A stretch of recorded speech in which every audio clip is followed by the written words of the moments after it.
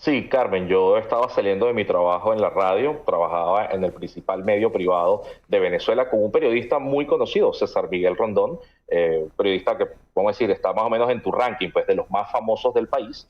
Él ya estaba en el exilio, haciendo el programa desde el exilio, y yo desde el estudio con otros compañeros, y cuando salí de la radio fui perseguido por el Servicio Bolivariano de Inteligencia, el SEBIN, que por cierto está bajo el control de Delcy Rodríguez. Ujú. Ellos me detuvieron como si fuese un secuestro en la calle de forma violenta, me encapucharon y me llevaron a un centro de tortura clandestino.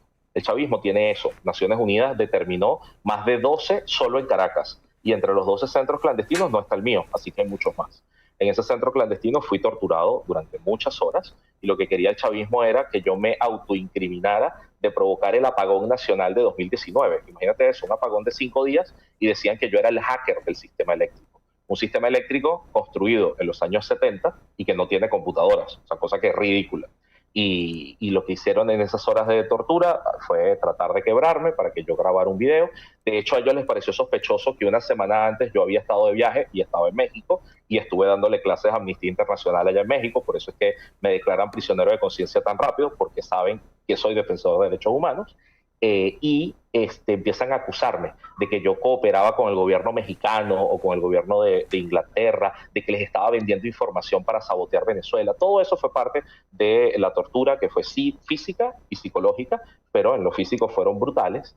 Y lo que hicieron después fue que me llevaron al Helicoide. El Helicoide es el principal centro de torturas de América.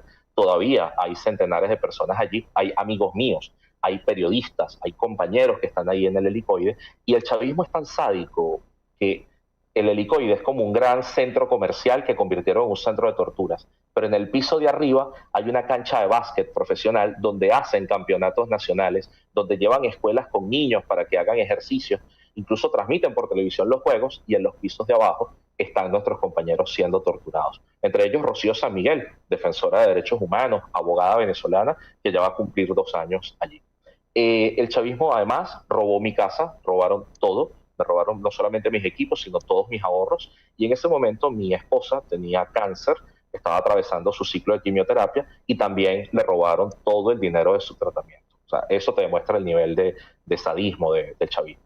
Hubo una protesta masiva, de hecho en México también hubo compañeros que protestaron por mí, muy grande. Soy español por fortuna, tanto como venezolano. Hubo reclamos en el Parlamento Europeo, hubo reclamos del gobierno de España de ese momento, el actual es muy distinto, y con toda la presión lo que ocurrió es que me excarcelan, pero me mantuvieron un juicio por 3 años. En esos 3 años no pude trabajar en la radio, no pude viajar, no pude declarar sobre mi caso.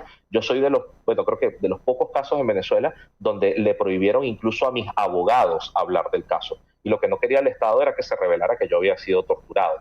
Entonces, claro, fue vivir como un leproso durante mucho tiempo y además no podía escaparme del país porque seguíamos en tratamiento médico, había que recuperarnos de muchas cosas. Entonces, bueno, digo que mi esposa y yo sanamos en conjunto y llevamos el proceso bueno, como pudimos. Nunca faltaron los amigos, pero mi trabajo como defensor de derechos humanos se ha profundizado desde entonces. Por eso me he especializado en la Corte Penal Internacional, en mecanismos de protección internacional, pero es horroroso ver que lo que me hicieron a mí en el 2019 se lo siguen aplicando a mis compañeros, a niños. Cuando cubrí en 2024 que el chavismo se había llevado presos 220 niños y que también habían sido electrocutados, asfixiados, algunos de ellos sufrieron violencia sexual en prisión por órdenes del chavismo, porque la cadena de mando funciona así. A mí eso me revictimizó y además me hizo revivir como muchos traumas, porque es un sistema que hizo metástasis, que se pudre, que genera muchas más víctimas, y eso no se ha desmontado solo porque se llevaron a Maduro. Hay que salir también de Delcy, de su hermano, de Diosdado Cabello, de Vladimir Padrino y de quienes le apoyan, porque creo que ese es otro asunto. Que haya gobiernos en la región que apoyen la dictadura venezolana es una vergüenza absoluta.